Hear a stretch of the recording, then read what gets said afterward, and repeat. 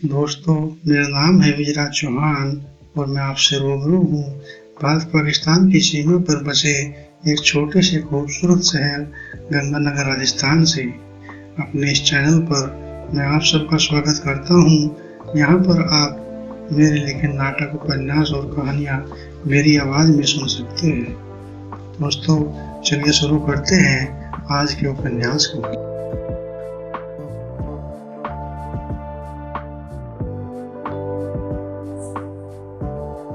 धर्मू का पिता ठीक हो गया तो मोहन ने अपनी पीड़ा को धर्मू से कहा और बोला कि मैं इस तरह की सामाजिक कुरीतियों को रोकना चाहता हूँ। धर्मू ने मोहन की जलन को समझा और उसने मोहन को अपने कॉलेज में चलने के लिए कहा। मोहन ने भी गाड़ी स्टार्ट की और कॉलेज पहुंचा। वहां से उसने अपने पुराने मित्रों को इकट्ठा किया और एक भारी समूह तैयार कर लिया और घोषणा की, आज के 7वें दिन सभी के सभी इस कॉलेज में इकट्ठा होंगे और हम सारे सामाजिक कुरीतियों के खिलाफ आवाज उठाएंगे। सब बात तय हो गई तो मोहन और धर्मू फिर हॉस्पिटल पहुंचे और धर्मू के पिता की अस्पताल से छुट्टी हो गई तो मोहन ने उसे गांव छोड़कर आया, लेकिन धर्मू को अपने साथ ले आया और वह धर्मू के साथ अपनी अगली तैयारी में जुट गया। 7वां दिन आया तो मोहन धर्मू के साथ कॉलेज पहुंचा और वह अपने साथ ढेर सारे काले कपड़े भी लेकर आया। उसने कहा, देखा, जो कॉलेज में सैकड़ों की संख्या में लड़के इकट्ठा हुए थे, मोहन ने अच्छी कदकाठी के मजबूत लड़कों को चुना और उन्हें बुराई का अंत करने के लिए काला लिबास पहनाया। देखते ही देखते छोटी ही नौजवान सेना तैयार हो गई जो बुराई से लड़ने के लिए काफी तैयार थी। इस शहर की यूनिवर्सिटी में प्रतियोगिता का प्रारंभ हुआ और उधर मोहन ने अपना बिगुल बजा दिया। मोहन अपने दोस्तों के साथ यूनिवर्सिटी में पहुंचा, जिस यूनिवर्सिटी में प्रतियोगिता का आयोजन हो रहा था। यूनिवर्सिटी के बाहर अच्छी खासी पुलिस का इंतजाम किया गया था ताकि किसी प्रकार का कोई भंग न पड़े। लेकिन मोहन और नौजवान सेना के सर पर इस समय मौत सवार थी और उसकी आंखें खून उगल रही थी। उन्होंने अपना कदम पीछे न हटाया और वह एक तूफान की भांति आगे बढ़ा। उसे बाहर उपस्थित पुलिस ही न रोक सकी। वह यूनिवर्सिटी के अंदर पहुंच गया और उसके साथ धर्मू भी अंदर ही घुस गया। उनकी सेना बाहर पुलिस से उलझकर रह गई।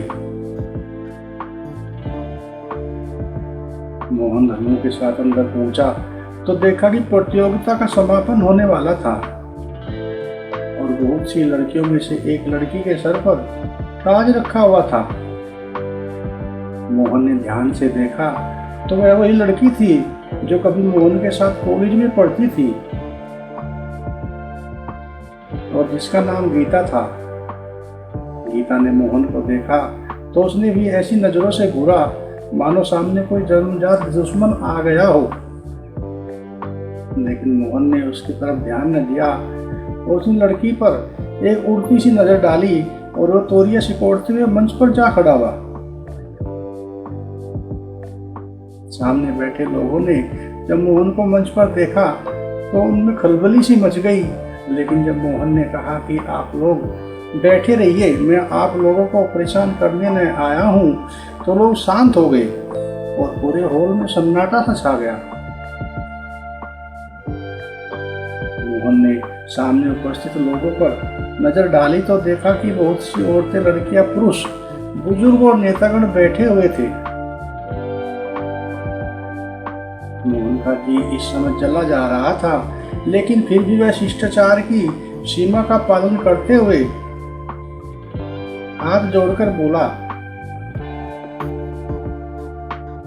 उपस्थित समाज के बुजुर्गों, माताओं, बहनों, मैं इस बात के लिए माफी मांगता हूँ कि मैंने आपके आयोजन और मनोरंजन में बाधा डाली। लेकिन मैं मजबूर हूँ क्योंकि मुझे आपसे अर्थात इस पूरे समाज से कुछ सवाल पूछने हैं। मुझे उनका जवाब चाहिए, अन्यथा मेरी आत्मा मुझे चैन से न बैठने देगी। वह बोला,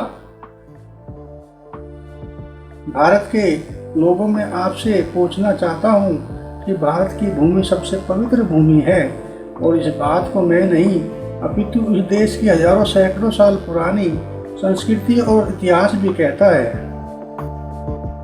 लेकिन यदि थोड़ा सा आत्मिक होकर सोचे तो हम पाएंगे कि यह पवित्रता जिसके सामने आज ये सारी दुनिया शीश झुका रही है, हमें हमारे पूर्वजों से प्राप्त हुई है,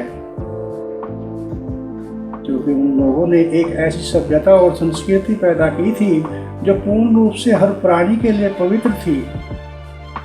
और इस बात का प्रमाण हमारा इतिहास और हमारे प्राचीन ग्रंथ भी देते हैं।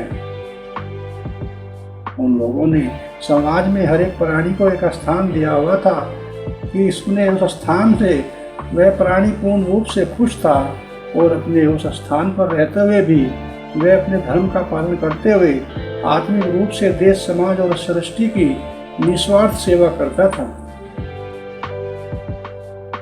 उसी स्थान का जिक्र करते हुए मैं नारी के स्थान का वर्णन करता हूँ, जो लोगों ने कहा था कि यत्र नारेस्ति पूजन्ते तत्र रमते देवता, अर्थात उन लोगों के अनुसार जिस देश या समाज में नारी की पूजा होती है, अर्थात नारी का संस्कार होता है, उस देश समाज में देवता का सच्चा निवास होता है।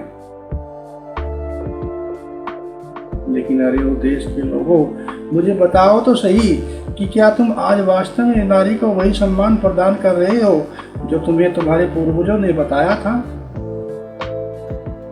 नहीं, तुम ऐसा नहीं कर रहे हो। तुम नारी की पूजा नहीं बल्कि उसके समाज और दुनिया के सामने खड़ी करके अपमानित कर रहे हो।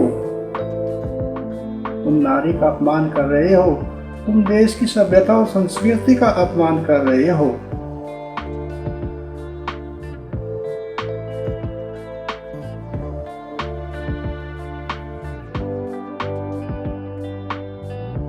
अपनी इन्हीं लाइनों के साथ ही आज के प्रोग्राम को यहीं पे विराम देते हैं।